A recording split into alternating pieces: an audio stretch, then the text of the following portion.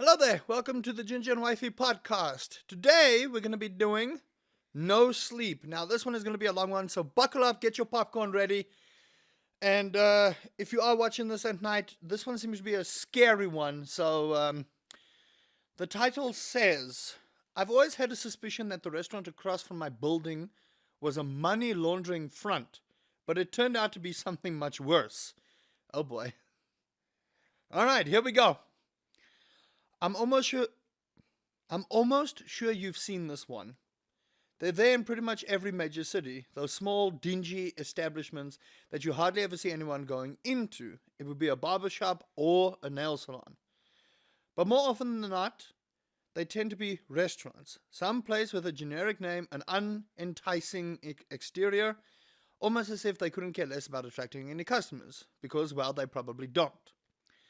Now, I'm not saying that every place fitting this description is being used to wash drug money or something. There's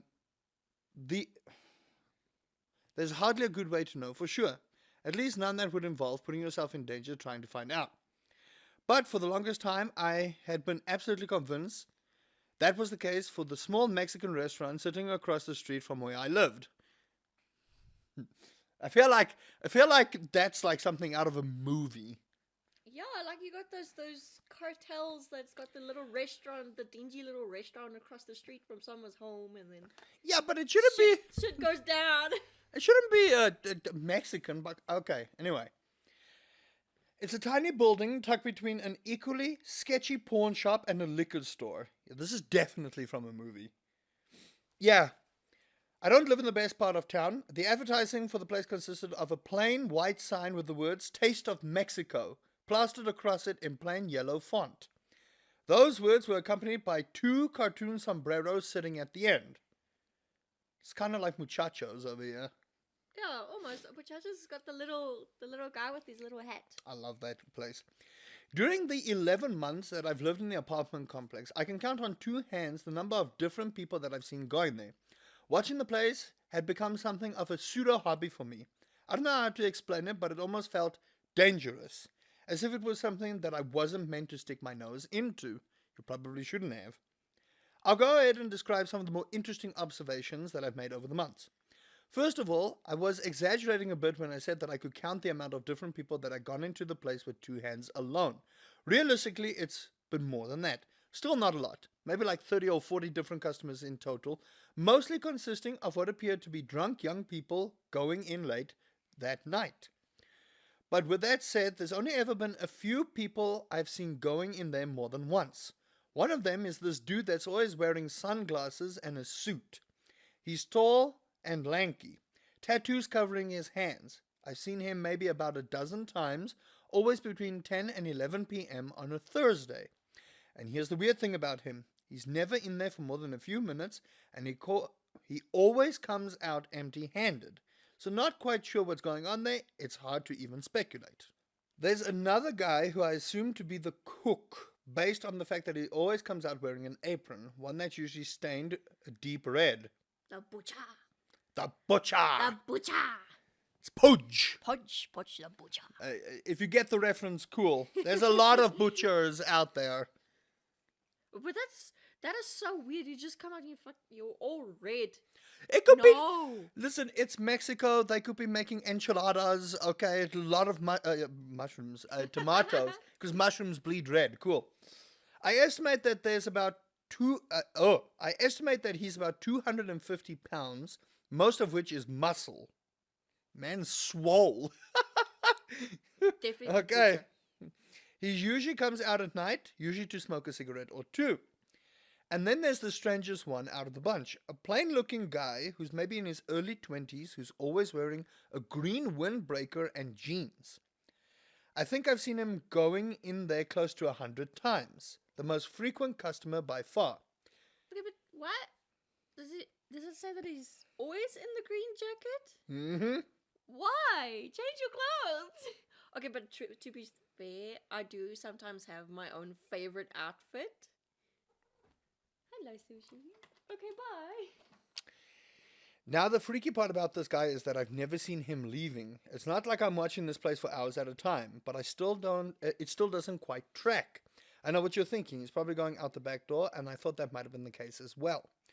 So I decided to run an experiment of sorts.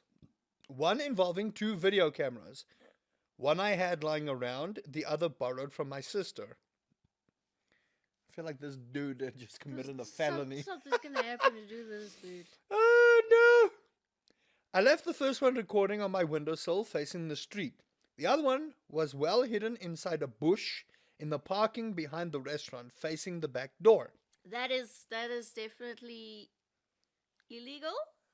Yeah, it's stalkerish, but I like where this is going. Okay, this guy's gonna. This is starting to get freaky. This guy's gonna get caught. He's gonna. This is bad. I set both of them to start recording on a Friday morning, the one day out of the week that the rain jacket guy almost always shows up. I went about my day and then picked up 24 hours later. They picked up the cameras. Okay. To my relief, the camera in the bush was still there and still recording. If it was South Africa, it was not. No, it would have been gone. Taken. Once back in my apartment, I began fast forwarding through the footage of the windowsill camera, and sure enough, rain jacket guy goes into the restaurant at 2:45 p.m. Then I took the camera from the bush and began fast forwarding through that one, pausing anytime somebody would come from the door. There were a few that did, but none of them was the guy in the jacket. I continued scrubbing through the footage, feeling a pit forming in my stomach as I got to the 9 p.m. mark. The guy in the jacket was back, entering the restaurant without ever having left it. Of course, I refrained from drawing any drastic conclusions yet. Could have been two people who looked extremely similar. I just realized the camera's skew. It's okay. They don't know. I see it. Leg. It's been bugging me, but Why that's didn't you your move fault. it? That's Why your didn't you fault. say No, anything? it's your fault.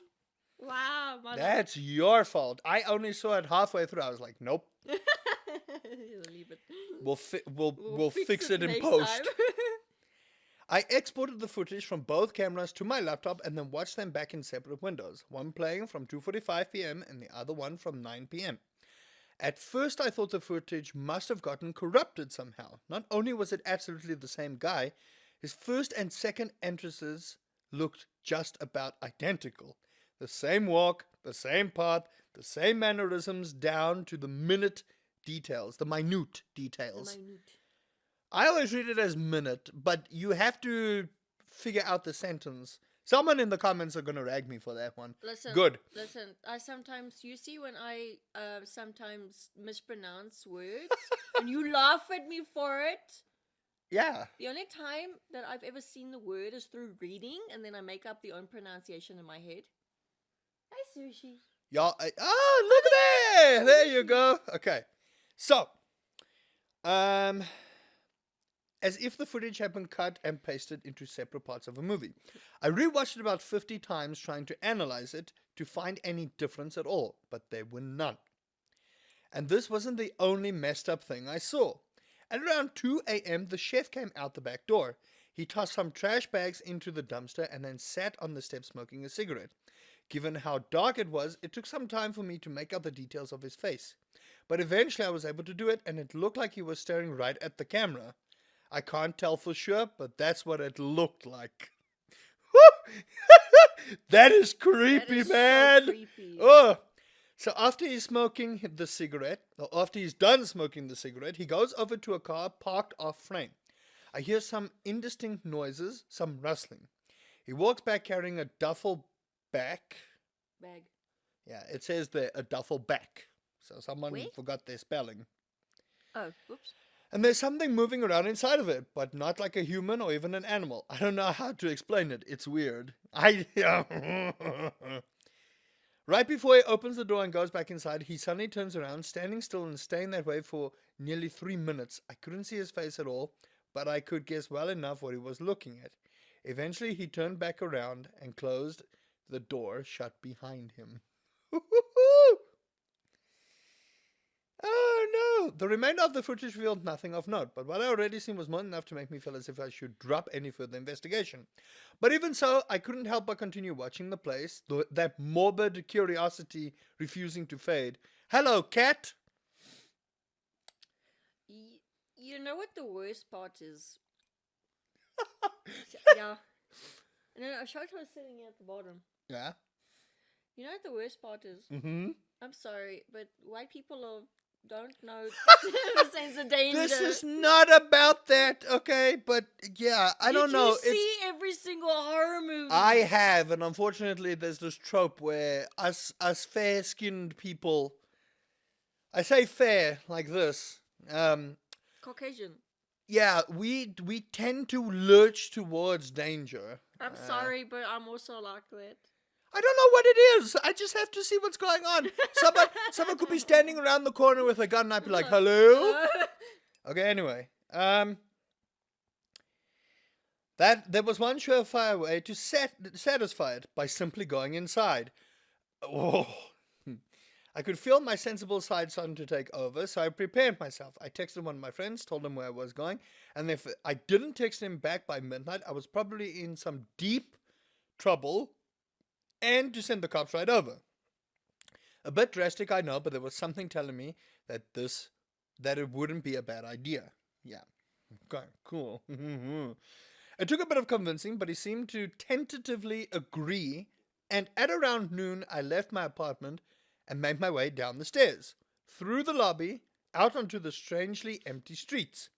Began walking at a snail's pace towards the place. As I crossed the street, I realized this is the closest I've ever been to it. The paint looks old, chipped off in some parts. The building doesn't look too bad. Also old, but relatively well maintained. At least not bad enough to invite any government intervention. I took a few deep breaths before pushing open the door and walking inside. Boy. I can say one thing. These dingy little places has always got the best food. Yeah, we can discuss that, but there's like a nice little pizza place we found. It looks dingy. It looks But dingy, man, but do they make good food. Upon first glance, I was almost relieved. It was similar enough to most other Mexican restaurants I'd been to, which was strangely comforting in a way. It was clean, also well maintained. It was nearly empty save for an impatient-looking man in a dress shirt sitting at one of the tables. The only other person I could see was a young woman sitting behind the bar. Once I stepped in, she walked over to me slowly. "One," she said. I nodded. She gestured to one of the booths as I sat down. She gave me the menu, poured me some water, and there had been nothing strange about the experience up to this point. She turned to walk away, and I could see the man in the dress shirt trying to get her attention, but she completely ignored him. The man seemed understandably taken aback, and she looked over at me as if trying to validate his frustration. Okay. I just shrugged as if it was to indicate to him, yeah, that was a bit strange. I continued sitting there, looking around the place when I realized that I couldn't actually smell any food. The only scent detectable was an extremely faint ammonia. Ooh. Oh no, this is gonna turn into one of those fucking crime scene ones. Oh no. Okay, cool. Crime scene. Crime scene. A few minutes later, the woman stood up and walked over to the door beside the bar, the one I assumed led down to the kitchen. She opened it up and disappeared inside, leaving the door halfway open. I tilted my head to get a look inside. It wasn't the kitchen, it was a set of stairs. Oh. But given the fact that it was unlit, there wasn't much to see beyond the first few steps. The man, completely peeved off at this point, threw his hands into the air. "What the hell? I've been here 35 minutes, he shouted. "What the hell is this?" I'm trying not to swear. There's a whole lot of swearing in here. He stood up, stumping towards the door, opening it up all the way. I could see him shaking his head before turning to me. "Dude, you seeing this? What the hell is this place?" Right. I got up and walked towards him. The two of us stared down into the darkness, and it was absolute impossible to tell how far it extended. "Where the hell did she go?" the man asked loud. And then he yelled down into it, "Hello?" At this point, he's more amused than angry, evidenced by the huge grin on his face. He took out his phone, using it as a flashlight, and began walking down the steps. No. Like I just said. White people. I called him. I called after him. "Hey man, you sure this is a good idea?" He paused for a moment, seeming to consider it. Maybe not, he said, but this is going to get some crazy views. Oh, the guy's live. He's a is he live? YouTuber. I don't know if he's live streaming it or Oh just my recording goodness, I it. don't know. And then it continued down into the dark. Extremely paranoid at this point, I backed away from the stairs and began looking around the restaurant. That comforting vibe had completely faded, and I get the sense that there's somebody else close by, that I'm being watched. It's the butcher! It's the butcher. It's hard for me to put a finger on why I'm feeling the way. It's hard for me to put a finger on why I'm feeling that way until I start focusing on the hallway leading to the bathrooms. It's also extremely dark, but I can see that one of the doors is open. At first, I could see nothing beyond the glints of his bulging eyes, but as my vision adjusted, I began to make out the rest of him. It was the cook, standing perfectly still in the darkness of the bathroom, staring, smiling. No! Ugh! You know what this reminds me of Five Nights at Freddy's? Oh, it's Freddy! It's Freddy! Peeking out the bathroom stalls. That's horrifying. I could feel myself becoming lightheaded, and I get the hell out of there, nearly tripping on the sidewalk as I burst out the front door. I ran back towards my apartment. Yeah, he was running backwards at that point. My heart still beating against my chest, my senses completely wired. I'm pacing around the living room trying to reconcile what the hell had just happened when I start thinking about the man in the dress shirt. I could feel the guilt beginning to creep in, but there was absolutely no way I was going back in there to look for him. And I wasn't too keen on calling the cops just yet either. Call the cops! Instead, I began watching the place, hoping to eventually see the guy coming out. Eventually, I did see him, but he wasn't coming out. He was going inside. Same hair, same clothes, same build. He was the same man. What the fuck? I turned away and I could feel my heart racing, regret and anxiety seeping into my bones. I should never have gone inside, I thought. Now they knew what I looked like. For the next few days, I avoided that place like the plague. I used the back door, leaving my building for work, changed my route home so I wouldn't have to cross paths with it on the way back. I kept my curtains closed, ensuring that at no point I could ever see it. But about a week later, I caved, sneaking a peek at the streets. What I saw was unexpected. The restaurant sign had been stripped, and it looked as if there was... The restaurant sign had been stripped, and it looked as if it were in the process of being repainted, as if some other business was set to take its place. Of course, my immediate reaction was that of relief. What the hell was going on in that place I wouldn't have to deal with. Oh, whatever. My word, I can't read today. My curiosity had yielded no consequences, and I could continue living my life in peace. Oh no. A few days later, I was leaving for work and saw the sign for the coffee shop attached to the ground floor of my apartment building had been stripped away, and that place appeared to be going through renovations. I didn't think too much of it until I was coming back from work and saw what it was being replaced with. Taste of Mexico. Okay, but wait, this coffee shop, where's the coffee shop? So the coffee shop took over the Taste of Mexico, and where his apartment building is, a shop had renovated, and now it's Taste of Mexico. I stared at the sign for a long time, but there was no way to rationalize it. Eventually I looked away and I could see somebody walking towards me from down the street. Somebody familiar. The man in the dress shirt. No difference in appearance at all from the last time I'd seen him. He slowed his pace as he got closer before stopping no more than 10 feet away.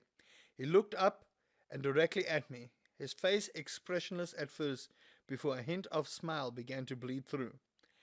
And then he went inside. What the fuck? What is this place? Go to the comments. Oh. What is in the comments?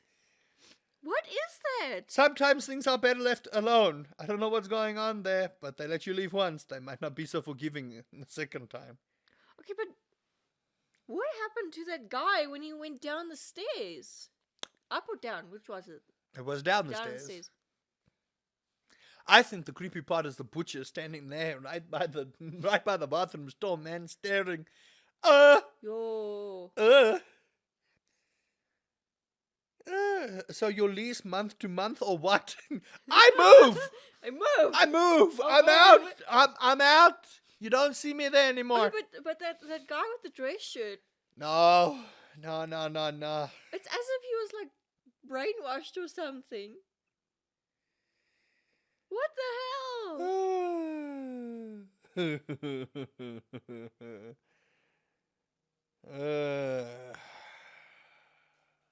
Time loop. Someone says time loop. It might be. They might be stuck in some kind of Groundhog Day time loop. But the fact that the face is expressionless. What I don't like is the part where the butcher is looking. We're calling him the butcher now. His name is the butcher. He's not the cook. He's the butcher. He's Pudge. Pudge the butcher. The butcher. Nah, I don't like that. I really do not like that. Ooh! That's some creepy stuff, That honestly. is so creepy. But you know what's weird? It's like some people have said that they've seen people walk into places. Same thing, same look, same everything. And then that happens. It's like the whole deja vu thing. Yeah. Deja vu. One of the comments says, you were intended to be the next target in what seems to be a perpetual time loop as punishment for setting up the cameras. But curiosity got the best of the dress shirt guy, so they decided to set up shop right under you to finish the job. Get out of there. That's what I do. Yo, The moment I see that, I'm like, nah, bruh. Fuck this shit, I'm out. I set my apartment on fire. No, you can't set the apartment on fire. What? You just move. No, I set the apartment on fire after taking the stuff out so that, one, they think I'm dead. I was burnt in an apartment fire, all right? You gotta think smart. You gotta think like they can't trace you. Okay, but remember, it moved from across the street To his apartment building. his apartment building. Oh, Now what if it follows him? Exactly. Imagine he moves somewhere else and it follows him as well. Oh, man. That's some SCP stuff. That's what that is. That restaurant is an SCP. That is Confirmed. so creepy. Someone call the SCP containment breach people. Tell them we got an SCP working here. What's that one? Oh. He's also seeing some SCP stuff. He sees the birds. Your final thoughts? Oh my gosh. That is so creepy. Someone in the comments is not Okay, but sleeping tonight. You see,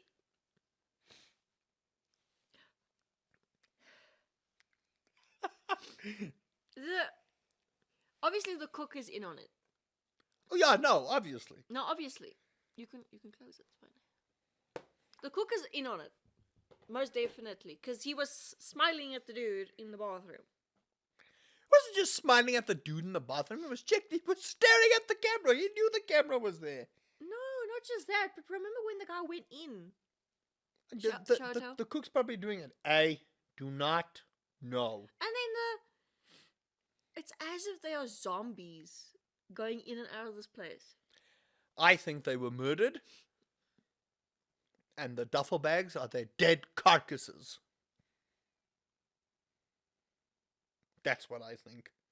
Now he's next. Now he's next. That is so weird. Let us know what you thought in the comment section. Is this a scary story? If you got a scary story, please share it with us. We will be happy to check it out. And until next time. Hold on. Share what you think happened. Because we think it's a time loop, like someone said. It might be a time loop. Let us know what you thought, and let us know what you think happened to that guy eventually, because eventually he was going to get caught. He's going to get caught. He's going to get caught. Let us know, and if you have a story for us to cover, drop it in the comment section. And until next time, hope you sleep well. Bye!